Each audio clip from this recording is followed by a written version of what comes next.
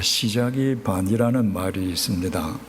가령 예를 들어서 100일이 소요되는 일이 있는데 그 일을 시작함과 동시에 50일분의 일이 끝난 것과 같다는 말입니다. 하루 일을 했으면 아직도 99일 분량의 일이 남았는데 어떻게 하루 일을 하고 50일 분량 반이 끝났다고 말할 수 있는가? 우리의 머릿속에는 누구나 끊임없이 수많은 생각들이 생성됩니다. 그 많은 생각들 가운데에 행동으로 드러나지 않는 것들은 의미 없는 물거품처럼 다 사라지고 맙니다.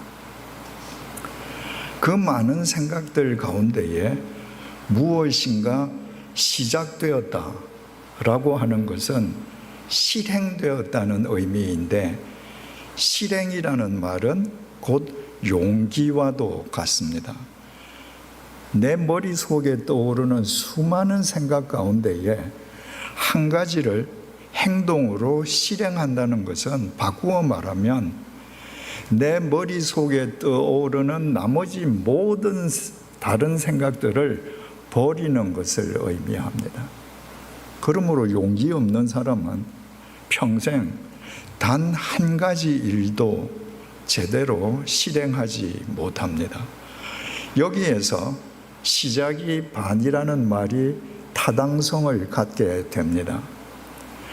한 가지 시작한 일을 위해서 나머지 모든 것을 포기하는 용기를 가진 사람이라면 그 사람은 시작한 일을 적어도 성공할 확률이 50%는 충분히 있다고 볼 수 있는 것입니다. 여기에 또 한 가지 질문이 제기됩니다.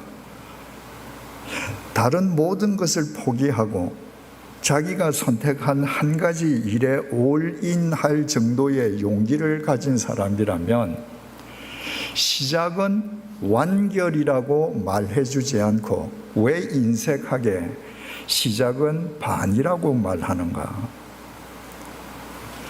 일을 시작하는 것은 용기지만 일을 완결하는 것은 성실성입니다. 용기롭게 일을 시작하지만 수많은 사람들이 중도에 포기합니다. 성실성이 결여되어 있기 때문입니다. 성실성은 인내력과 마찬가지입니다. 그래서 일의 지속과 완결은 인내력과 성실성으로만 이루어질 수 있습니다. 그런데 성실성과 인내력을 지닌 사람은 의외로 드뭅니다. 그래서 시작은 완결이 아니라 반에 지나지 않는 것입니다.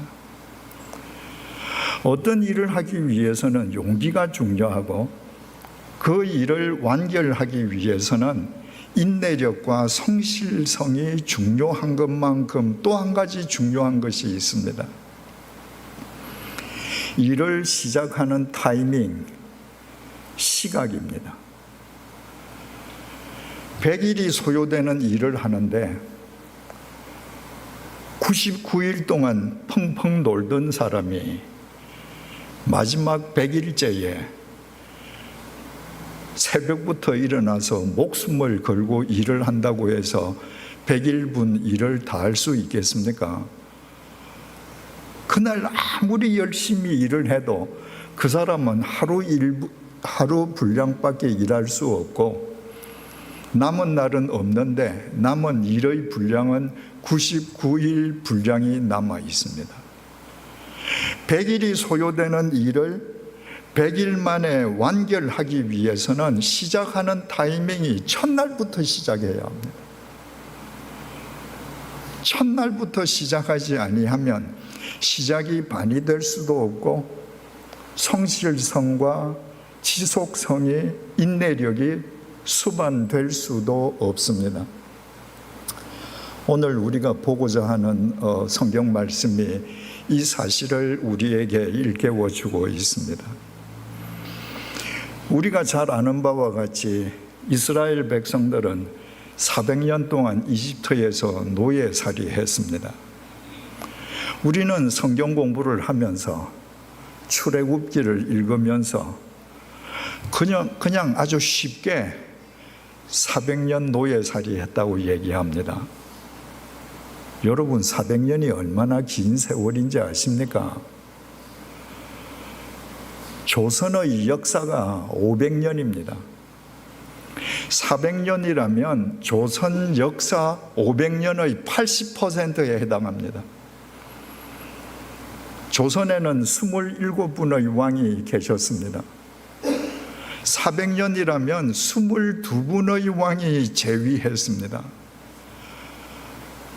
그 기나긴 세월 동안 이 민족의 노예살이를 한다. 여러분, 얼마나 고통스러웠겠습니까? 얼마나 눈물겨웠겠습니까? 그 절망과 고통을 어떻게 필설로 다할 수 있겠습니까? 그런데 멀쩡했던 이스라엘 백성들이 어떻게 그 기나긴 세월 400년 동안 이집트의 노예살이를 했습니까? 우리가 잘 아는 것처럼 이스라엘 백성들의 시조는 아브라함이었습니다. 아브라함 부부에게는 본래 자식이 없었습니다. 하나님께서 아브라함 부부를 부르시고 자식을 주시겠다고, 아들을 주시겠다고 약속하셨습니다. 창세기 15장 13절입니다. 여호와께서 아브라함에게 이르시되, 아브라함은 아브라함의 옛 이름이지요. 너는 반드시 알라. 반드시. 뭘 반드시 알라는 건가? 내 자손이 이방에서 객이 되어 그들을 섬기겠고. 아직 자식이 태어나지도 않았습니다. 그런데 네 후손은 이집트에서 노예살이 할 거다. 너 이거 잊지 마. 반드시 너는 이거 기억해야 돼. 그들은 400년 동안 내 자손을 괴롭히리라. 이집트 사람들은 무려 400년 동안 너희들을 노예로, 너희 후손들을 노예로 학대할 것이다. 창세기 15장 14절입니다. 그들이 섬기는 나라를 내가 징벌할지며 너희들 스스로는 절대로 그 노예살이에서 벗어날 수 없다. 너희들에게 노예살이를 시키는 이집트 사람들을 내가 징벌할 것이다. 그래서 너희들이 해방될 것이다. 그 후에 내 자손이 큰 재물을 이끌고 나오리라. 여러분, 사람은 어떻습니까? 내 자식이 귀하면 귀할수록 고생시키지 않으려고 합니다. 내 자식이 귀하면 귀할수록 좋은 것만 주려고 합니다. 그래서 사람은 자기의 귀한 자식을 망칩니다. 하나님은 당신의 선민인 이스라엘 백성들이 이 땅에 태어나기도 전에 아브라함에게 예고하셨습니다. 네 후손, 다시 말해서 나의 선민들은 노예살이부터 시작할 것이야. 여러분, 노예살이는 인생 가장 밑바닥입니다. 더 이상 내려갈 곳이 없습니다. 그곳에서는 강인해지지 않으면 살 수가 없습니다. 그곳에서는 때가 되면 솟아오르는 길밖에 없습니다. 그 때가 이르기까지 내가 나를 지키면서 살아남아야 합니다. 하나님께서는 당신의 사랑하는 백성들을 그렇게 훈련시키시고 역사를 시작하게 하셨습니다. 여러분, 인류 역사상 숫자로 보면 저 작은 유대인들이 어떻게 세계에서 가장 강인한 민족이 되었습니까? 하나님께서 그렇게 훈련시키셨기 때문입니다. 하나님과 우리의 차이입니다. 여러분, 자식을 정말 사랑하십니까? 손자를 사랑하십니까?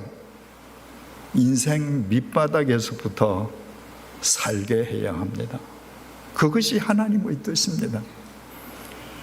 하나님께서 작정하신 노예살이 400년이 끝나갑니다. 하나님께서 이스라엘 백성들을 노예살이에서 해방시키시기 위해 준비하신 모세를 이집트에 보내십니다. 그리고 이집트의 파라오가 그 이스라엘 노예들을 풀어주지 않을 수 없도록 모세를 통해서 9가지 재앙을 내리셨습니다. 그러나 파라오는 노예들을 해방시키기를 다 거부했습니다. 여러분, 그 당시의 노예는 국부의 원천입니다. 그때는 기계가 없지 않습니까? 산업시설이 없지 않습니까? 모든 사람들이 수족으로 일을 하는데 그 노예들이야말로 이집트의 경제를 지탱하는 국부의 원천인데 파라오가 정신 나간 사람이 아니고야 그 국부의 원천 노예들을 해방시켜 주겠습니까? 마침내 하나님께서 작정하신 마지막 재앙, 10번째 재앙을 내리기로 하셨습니다. 출애굽기 12장 1절입니다. 여호와께서 애굽 땅에서 모세와 아론에게 일러 말씀하시되, 여러분, 굉장히 간단한 구절 같죠? 그런데 이런 구절이 얼마나 은혜로운지 모릅니다. 이스라엘 백성들이 지금 이집트에서 노예살이합니다. 그 이집트의 노예살이하는 이스라엘 백성들을 구원하시기 위해서 하나님께서 이스라엘 백성들아, 내가 있는 하늘로 올라와라. 너희들이 어떻게 할 것을 내가 일러주마. 그렇게 말씀하시지 않았습니다. 하나님께서 친히 여호와께서 애굽 땅으로 내려가셔서 이스라엘 백성들이 노예살이하는 그 노예살이 현장으로 내려가셔서 모세와 아론에게 말씀하셨습니다. 여러분이 지금 노예살이 같은 절망의 터널 속에 있다고 해도 하나님은 거기에 여러분과 함께하고 계십니다.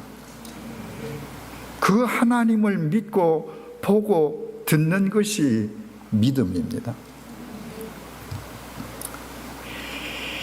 12장 출애굽기 12장 2절입니다. 이 달을 너희에게 달의 시작 곧 해의 첫 달이 되게 하고, 하나님께서 말씀하신 이 달은 유대력으로 아빕월입니다. 얘들아, 이제부터 이 달을 새해 첫 달로 불러라. 왜? 하나님께서 이스라엘 백성들을 해방시켜 주실 것이니까. 400년에 걸친 노예살이에서 해방되는 것보다 더 새로운 해가 어디에 있습니까? 3절에서 4절은 세 번적으로 읽어드리겠습니다. 온 이스라엘 회중에게 알리어라. 이달 열흘날 각 가문에 어린 양 한 마리씩 곧 한 가족에 한 마리씩 어린 양을 마련하도록 하여라. 한 가족의 식구 수가 너무 적어서 양 한 마리를 다 먹을 수 없으면 한 사람이 먹을 분량을 계산하여 가까운 이웃에서 그만큼 사람을 더 불러다가 함께 먹도록 하여라. 하나님께서 아비벌 열흘날 각 가문에 어린 양 한 마리씩을 준비하게 하셨습니다. 그런데 우리 집은 식구 수가 작아요. 그래서 어린 양 한 마리를 잡아도 다 먹을 수가 없습니다. 그러면 한 사람이 먹을 수 있는 분량을 정확하게 계산해서 다른 이웃집 주민을 불러다가 같이 먹으라는 거예요. 하나님의 이 명령 때문에 돈이 없어서 어린 양을 준비할 수 없는 사람들도 함께 유월절에 참여할 수 있게 된 것입니다. 5절입니다. 너희 어린 양은 흠 없고 1년 된 수컷으로 하되 양이나 염소 중에서 취하고. 여기에서 우리가 꼭 마음에 새겨야 될 단어가 있다면 흠 없고입니다. 여러분, 레위기가 제사의 책 아닙니까? 지금 우리가 신약의 용어로 이야기하자면 예배의 책이에요. 레위기는 레위기 1장부터 제사를 드리는데 제물을 드릴 때에 흠이 없는 제물이라는 것을 강조하고 또 강조하고 또 강조합니다. 여러분, 구약시대의 제물이 뭐죠? 죄의 삭은 사망입니다. 내가 죄를 지었으면 죄의 삭으로 내가 죽어야 합니다. 그런데 나 대신에 제물을 하나님께 바치는 거예요. 그래서 제물을 바치기 전에 반드시 제물의 머리에 안수하지 않습니까? 이 안수는 죄의 전가입니다. 하나님, 제가 이런 죄를 지었습니다. 죄의 삭은 사망이기에 제가 죽어야 하지만 제물을 주님 앞에 바칩니다. 이 제물을 받으시고 이 죄인은 살려주십시오. 이거거든요. 그 제물은 흠이 없어야 된다는 거예요. 그러면 여러분, 구약시대에 죄의 삭은 사망인데 죽어야 될 나를 대신해서 하나님께 제사, 예배를 드릴 때에 어떤 과정이 필요합니까? 예배를 드리기 전에 내가 드리고자 하는 제물에 흠이 있는지 없는지를 확인하는 준비 시간이 필요합니다. 오늘날 예배 똑같습니다.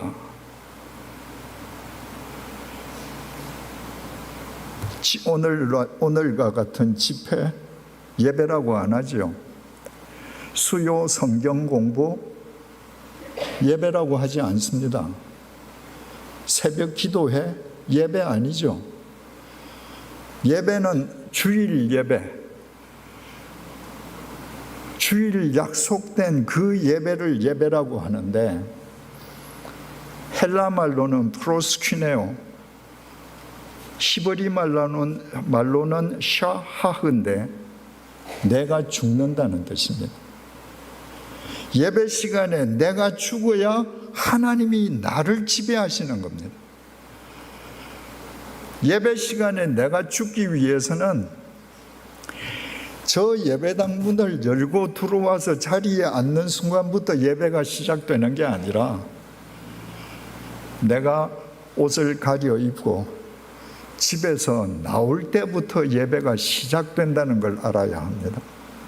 여러분들이 요즘은 흠 없는 예배를 드리기 너무 어렵습니다. 예배 시간에 성경 다 띄워주지요. 찬송가 가사 다 띄워주지요. 성경도 들고 올 필요 없죠. 찬송가 들고 올 필요 없죠. 집에서 그냥 맨몸으로 오면 됩니다. 그런 예배가 흠 없는 예배가 될까요? 예배는 집에서 성경과 찬송을 들고 하나님을 향한 마음을 고이 간직하고 오는 순간부터 흠 없는 예배가 시작됩니다. 너희 중에서 어린 양은 흠없고 1년 된 수컷으로 해라. 양이나 염소 중에서 제물을 취해라. 6절입니다.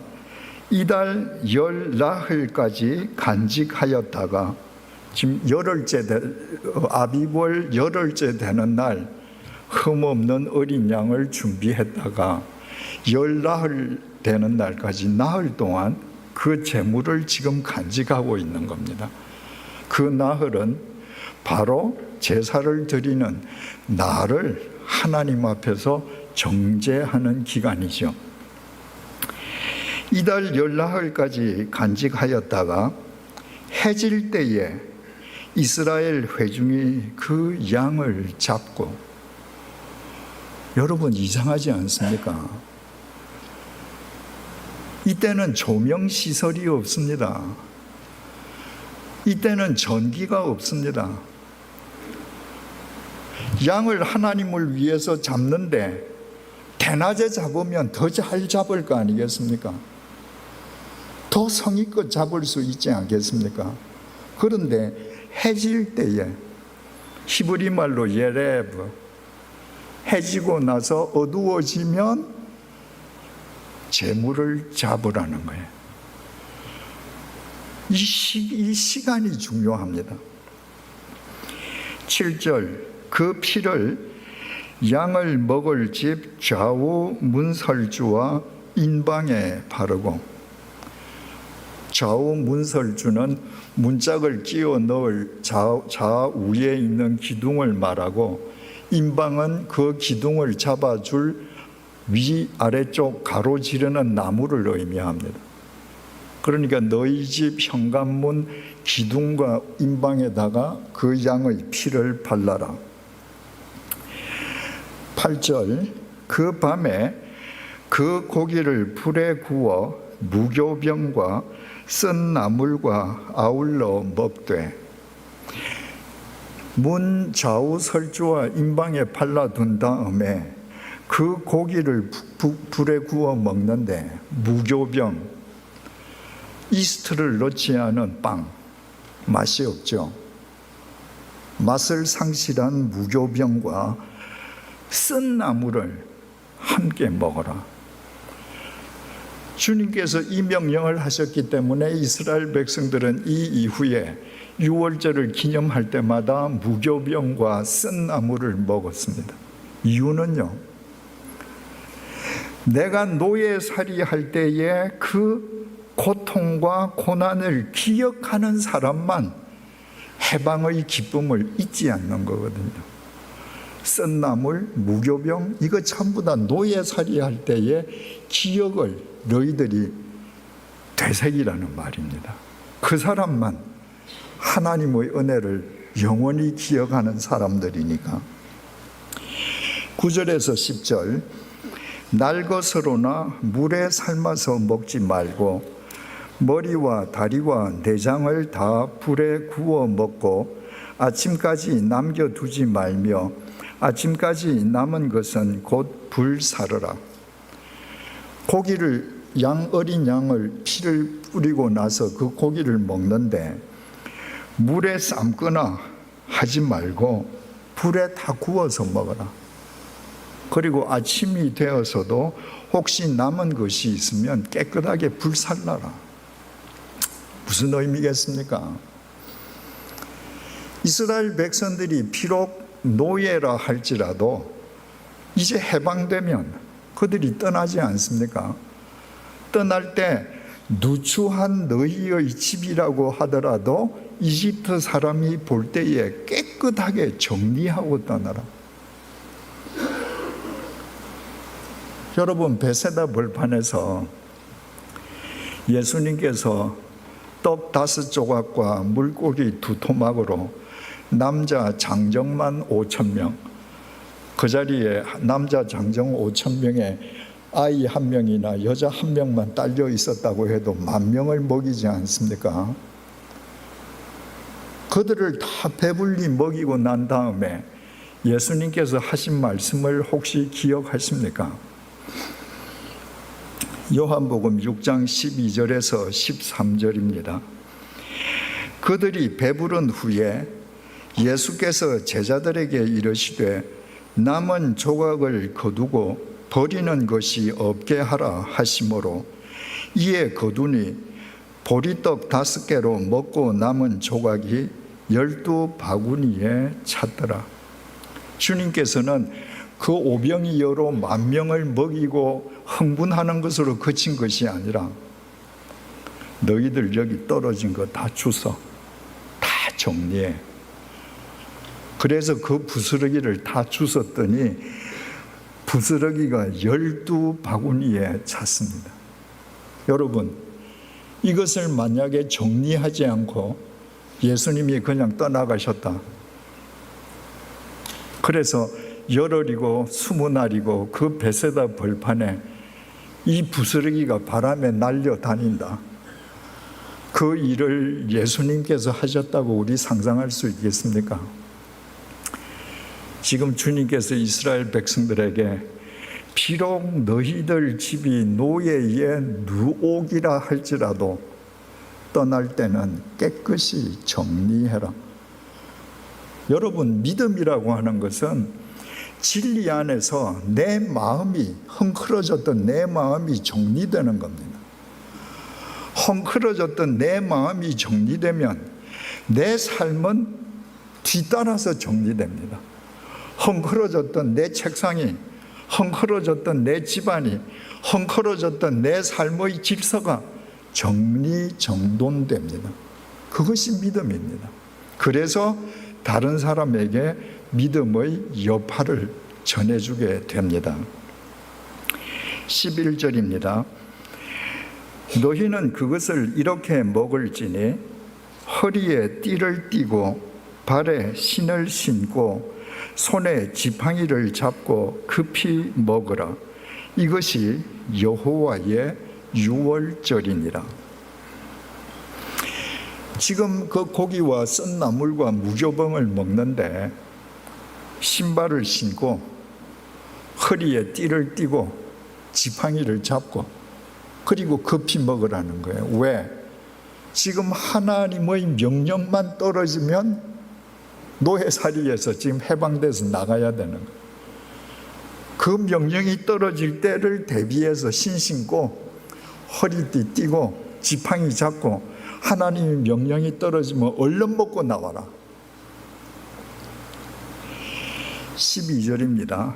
내가 하나님이죠. 내가 그 밤에, 또 밤입니다. 내가 그 밤에 애굽 땅에 두루 다니며 샅샅이 다니며 한 곳도 남김없이 모든 것을 다 찾아다니며 사람이나 짐승을 막론하고 애굽 땅에 있는 모든 자의 처음 난 것을 다 치고 사람이든 짐승이든 장자, 첫 새끼 내가 친다. 애굽의 모든 신을 내가 심판하리라. 애굽의 신이라는 게 뭡니까? 다 금속이나 돌 덩어리예요. 우상들이에요. 애굽 사람들이 신이라고 하는 것을 다 내가 심판한다. 나는 여호와다. 그러면 여호와께서 그 밤에 이스라엘을 두루 다니시고 사사시 뒤지면서 모든 장자와 모든 첫새끼, 짐승의 첫새끼를 다 치실 때, 모든 우상을 다 깨뜨리실 때 이스라엘 백성은 어떻게 되는가? 13절 내가 애굽 땅을 칠 때에 그 피가 너희가 사는 집에 있어서 너희를 위하여 표적이 될지라. 내가 이스라엘 장자들을 치러 다닐 때에 너희들이 문 좌우 설주와 임방에 바른 피, 그 피가 표적이 될 것이다. 무슨 표적? 너희한테는 생명의 표적이 될 것이다. 내가 피를 볼 때에 너희를 넘어가리니 재앙이 너희에게 내려 멸하지 아니하리라. 내가 애굽의 모든 집을 다니다가 문설주와 임방에 발라진 피를 보면 그 피를 따라서 그 집을 넘어가리니 그 집에는 재앙이 임하지 않을 것이다. 오래된 영화라서 젊으신 분들은 보셨는지 모르겠습니다만은 예전에 찰튼 헤스톤이 주연한 10개라는 영화가 있었습니다. 그 영화가 바로 이 장면을 가장 이해하기 쉽도록 일목요연하게 표현했습니다. 이집트에 하나님의 사자가 안개처럼 땅에 쫙 깔려서 흘러갑니다. 이집트 사람들도 하나님이 그날 모든 장자와 첫 새끼를 치신다는 이야기를 들었기 때문에 문을 꽁꽁 잠그고 있습니다. 그런데 문 틈으로 그 안개 모양의 하나님의 사자가 문 틈으로 들어가는 순간에 곡이 터집니다. 죽은 거예요. 그런데 이스라엘 백성들이 피를 바른 집을 보면 이 안개 모양의 재앙이 그 피를 타고 올라갑니다. 넘어갑니다. 그리고는 다음 집으로 가요. 지금 그렇게 하겠다는 거예요. 14절 너희는 이날을 기념하여 여호와의 절기를 삼아 영원한 규례로 대대로 지킬지니라. 이날을 기념해서 여호와의 절기로 삼으라. 그 절기 이름이 뭡니까? 유월절입니다. 넘을 유, 넘을 월. 하나님께서 넘어가셨다는 거예요. 유월절을 영어로 패스오버라고 합니다. 하나님께서 피를 보시고 패스오버, 넘어가셨다는 겁니다. 예수님을 가리켜서 유월절 어린 양이라고 그럽니다. 왜 유월절 어린 양이라고 그럽니까? 예수님의 십자가 사건이 패스오버하고 똑같기 때문입니다. 우리는 죄인이지만 주님께서 우리의 죄를 대속해 주시기 위해 십자가에 못 박히셔서 피를 흘렸습니다.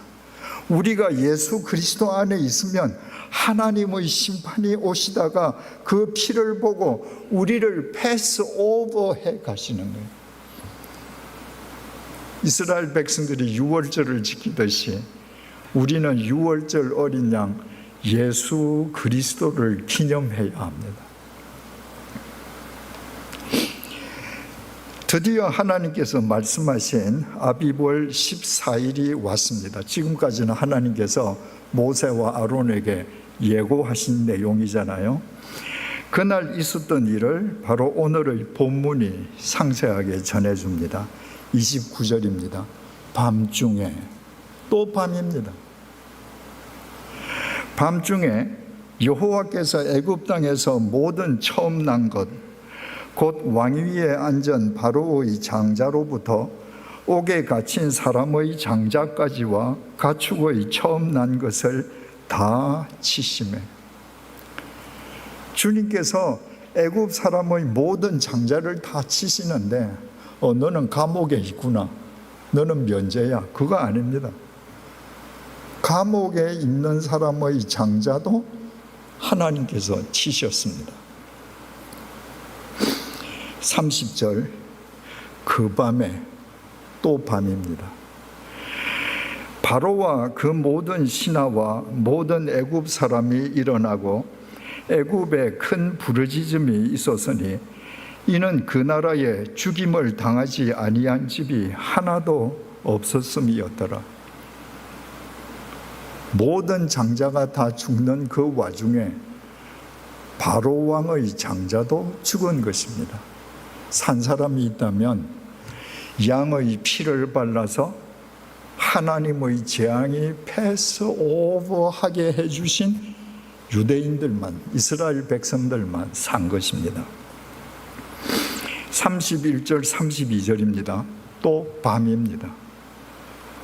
밤에 바로가 모세와 아론을 불러서 이르되 너희와 이스라엘 자손은 일어나 내 백성 가운데에서 떠나 너희의 말대로 가서 여호와를 섬기며 너희가 말한 대로 너희 양과 너희 소도 몰아가고 나를 위하여 축복하라 하며 모든 이스라엘의 첫 장자와 첫 새끼가 다 죽은 그 밤에 바로가 모세를 불렀습니다.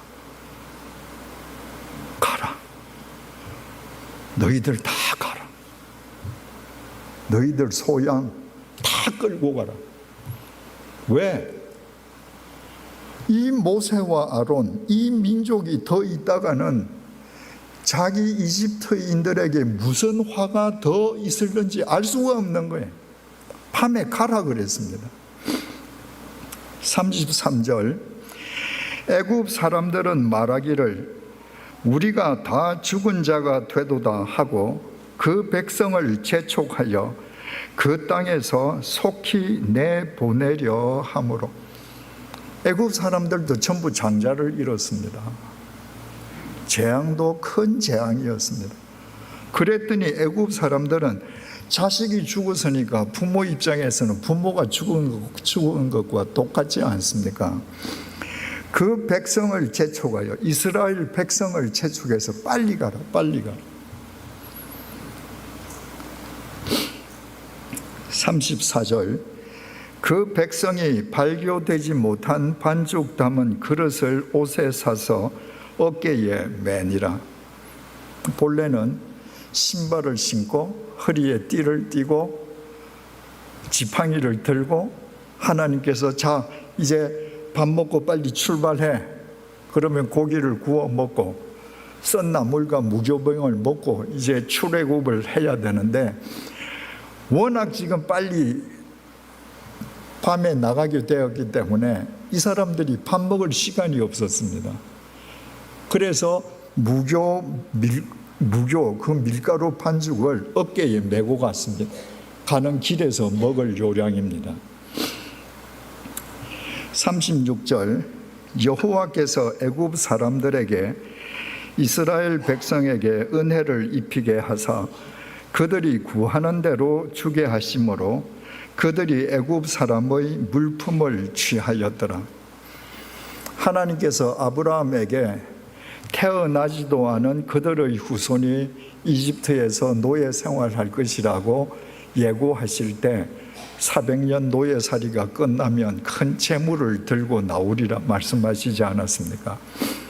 일종의 보상금입니다. 그래서 이집트 백성들이 이집트인들에게 보상금을 요구했습니다. 재물을 요구했습니다.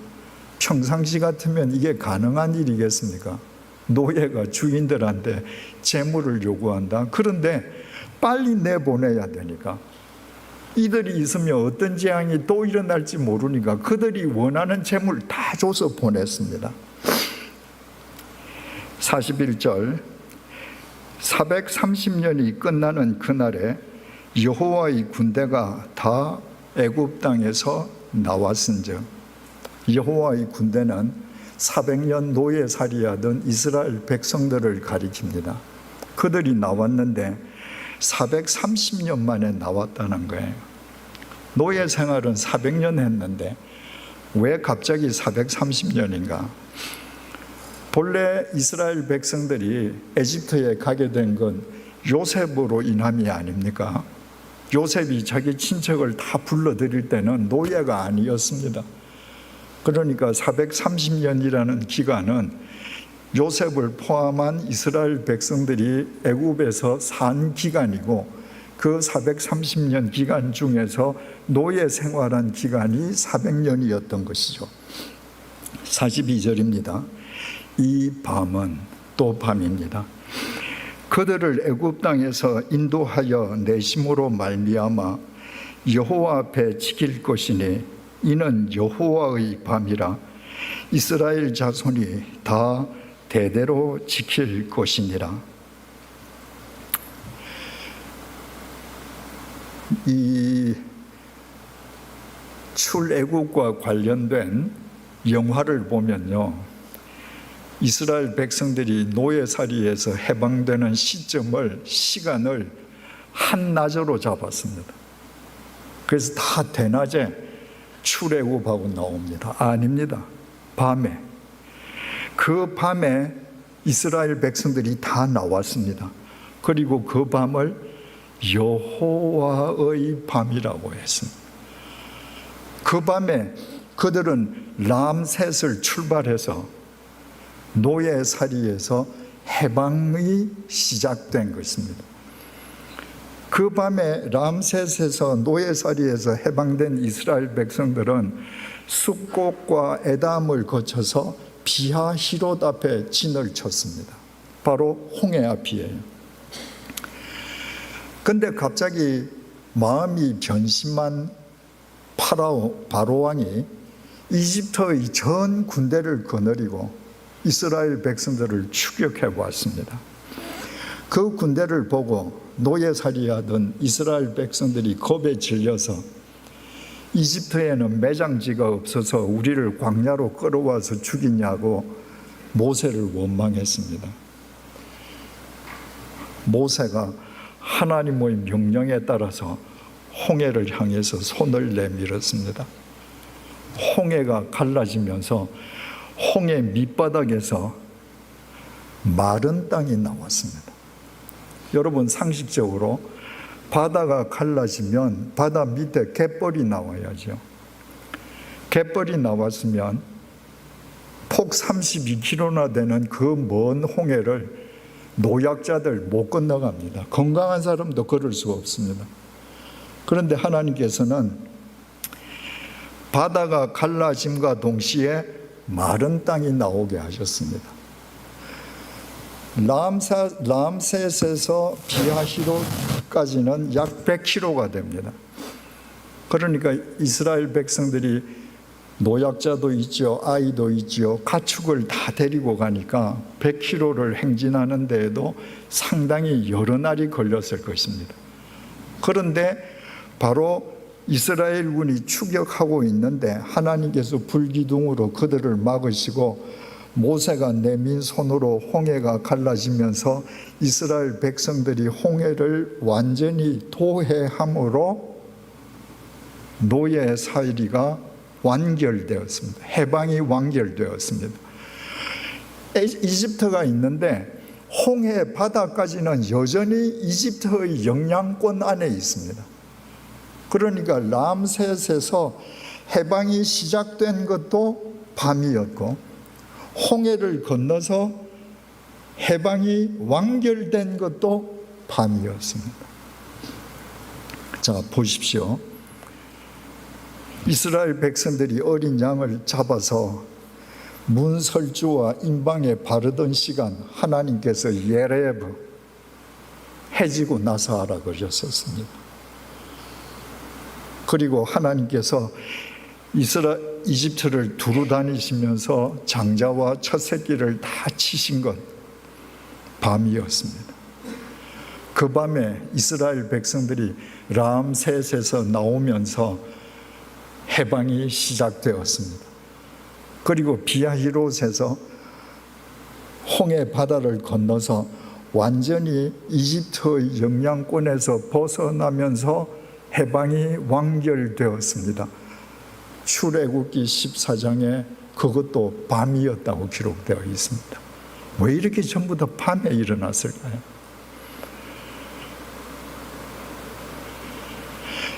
유대인들의 내일이 시작하는 시점은 오늘의 일몰 시간입니다. 오늘 해가 지면 그 시점부터 내일이 시작되는 겁니다.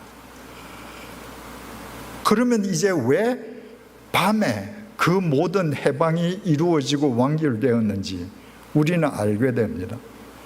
그게 오늘 밤이 아닙니다. 그게 바로 내일이 시작하는 첫 시간이었습니다. 이스라엘 백성들에게 새로운 미래가 시작되는 첫 시간이었습니다. 그래서 그 밤 시간대, 내일이 시작하는 첫 시간대에 하나님께서는 이스라엘 백성들에게 해방을 가져다 주신 것입니다. 그것은 새로운 일, 새로운 미래, 새로운 내일을 얻기 원한다면 첫 시간부터 새로워져야 된다는 주님의 메시지인 것입니다. 바꾸어 말하면 내일이 시작하는 첫 시간을 내가 망치면 내일뿐만 아니라 다가오는 미래까지도 다 망치게 되는 겁니다. 왜? 첫 시간은 항상 그 뒤에 따르는 시간의 의미와 질과 가치를 결정하거든요. 우리가 잘 아는 대로 그 유명한 다윗이 일평생 큰 실수를 범합니다. 그 실수를 범했을 때가 언제였습니까? 사무엘하 11장 2절입니다. 저녁 때에 히브리 말로 예레브라고 기록되어 있습니다. 해가 져서 어두워졌을 때에 다윗이 거의 침상에서 일어나 왕궁 옥상에서 거닐다가 그곳에서 보니 한 여인이 목욕을 하는데 심히 아름다워 보이는지라.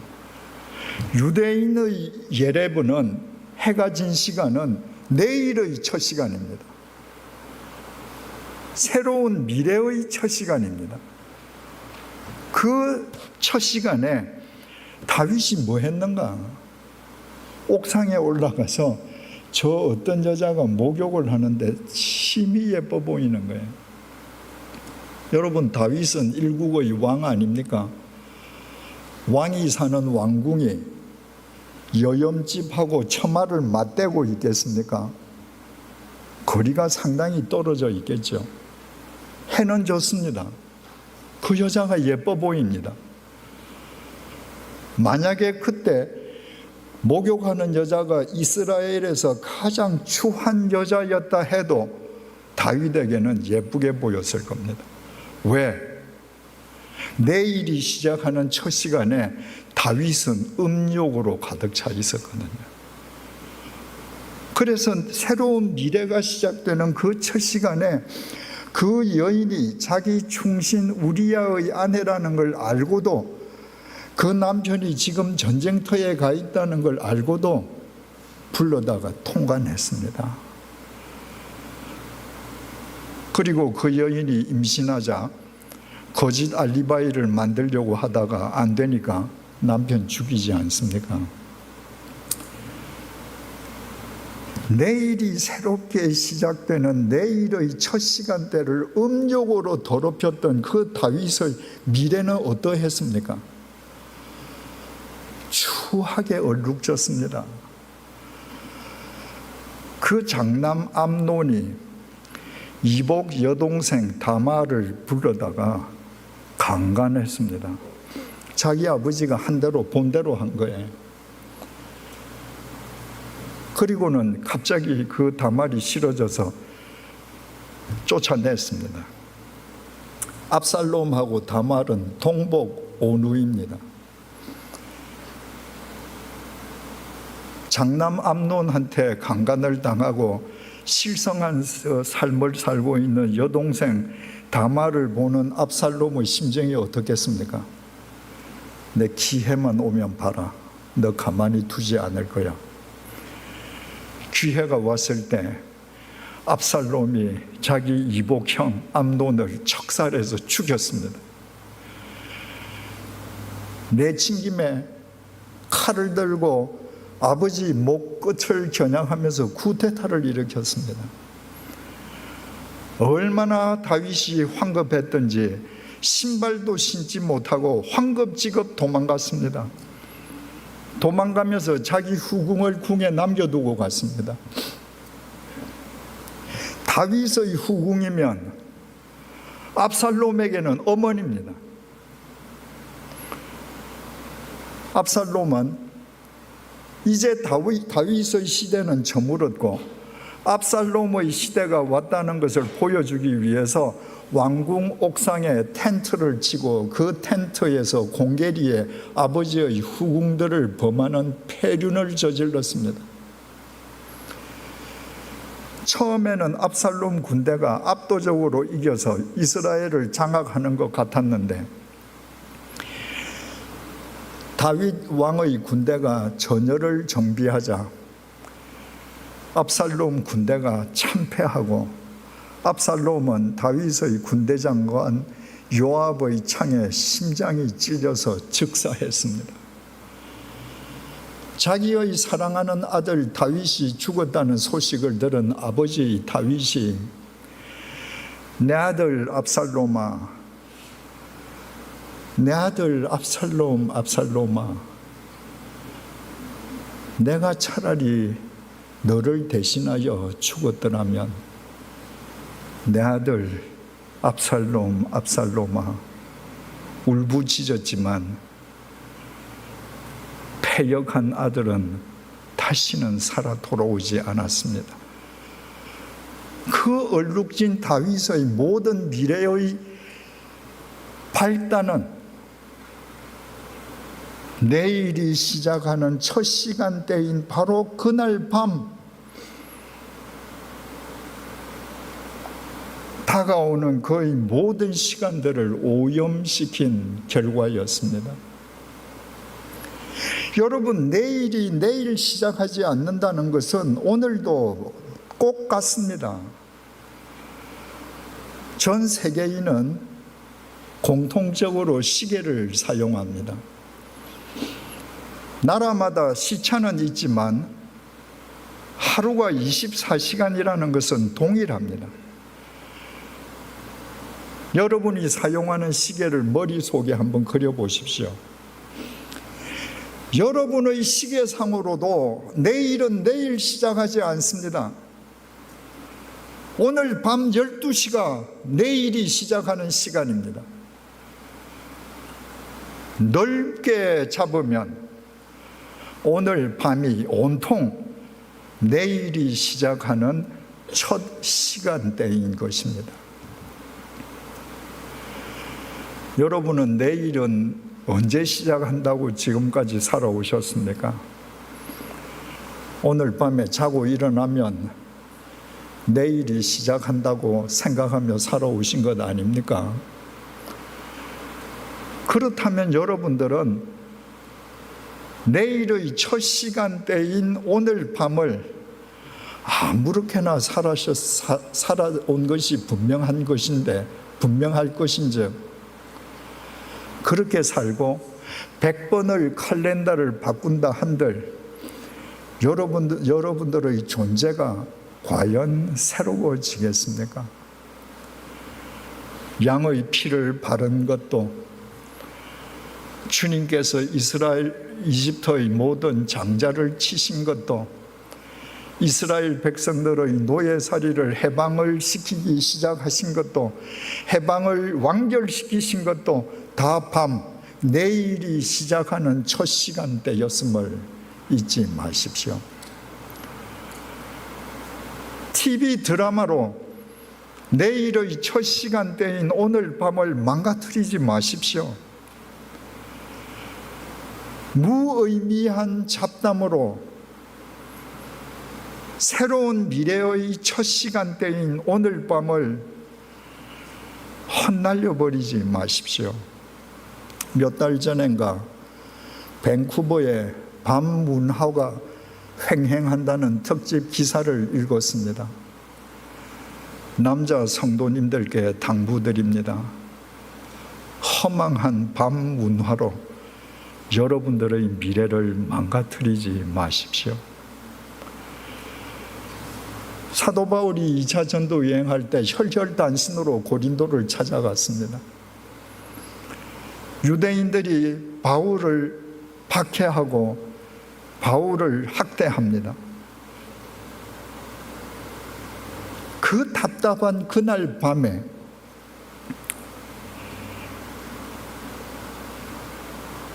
사도행전 18장 9절 10절이 이렇게 증언합니다.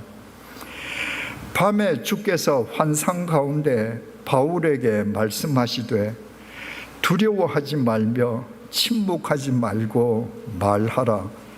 내가 너와 함께 있음에 어떤 사람도 너를 대적하여 해롭게 할 자가 없을 것이니 이는 이 성중에 내 백성이 많음이라 하시니라. 바울은 내일이 시작하는 첫 시간대인 그 밤에 그의 시선을 하나님께 맞추고 있었습니다.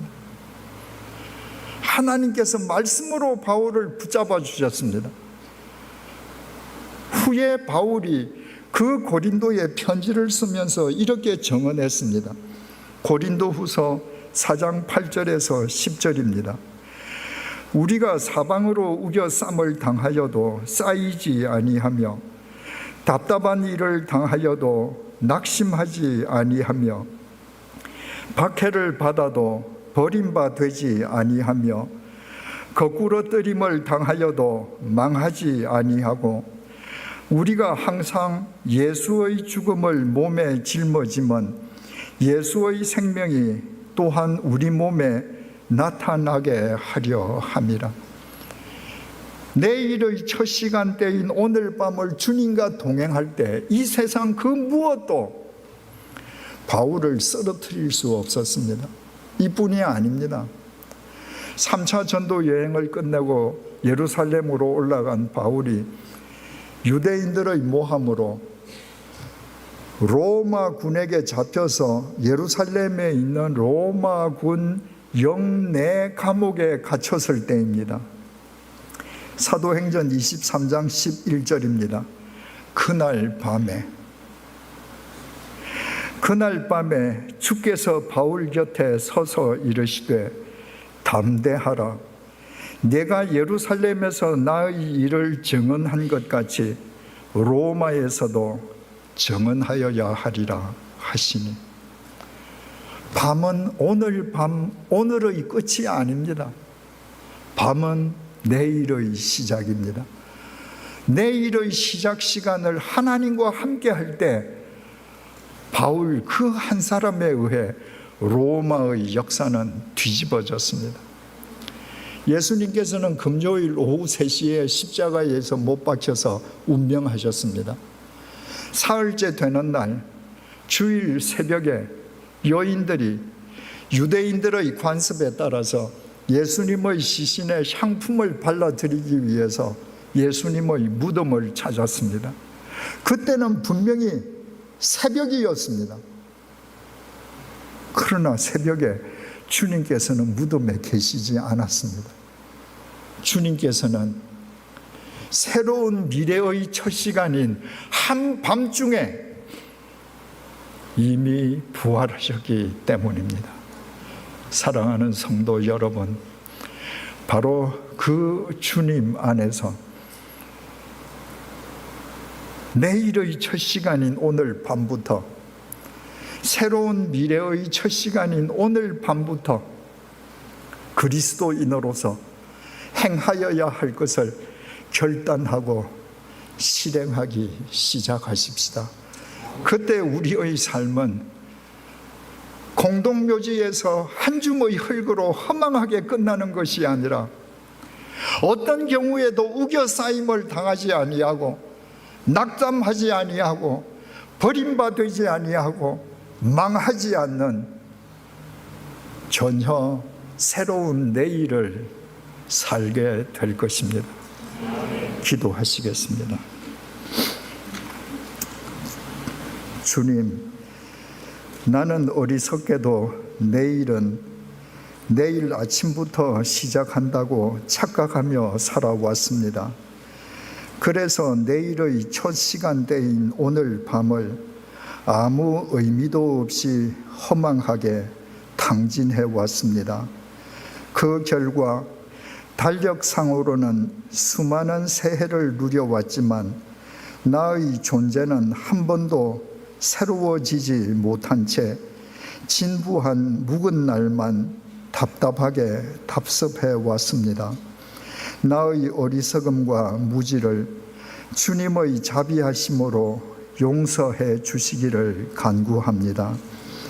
우리에게 새로운 생명, 새로운 삶, 새로운 미래를 주시기 위해 새로운 미래의 첫 시간대인 한밤중에 부활하신 주님, 그 주님 안에서 내일의 첫 시간대인 오늘 밤부터 새로운 내일, 새로운 미래를 살게 해 주셔서 우리가 날마다 진정한 새날, 새 삶, 새로운 미래를 살게 도와주십시오. 미래를 살아가는 우리를 통해 이 시대와 이 땅의 역사가 새로워지게 해 주십시오.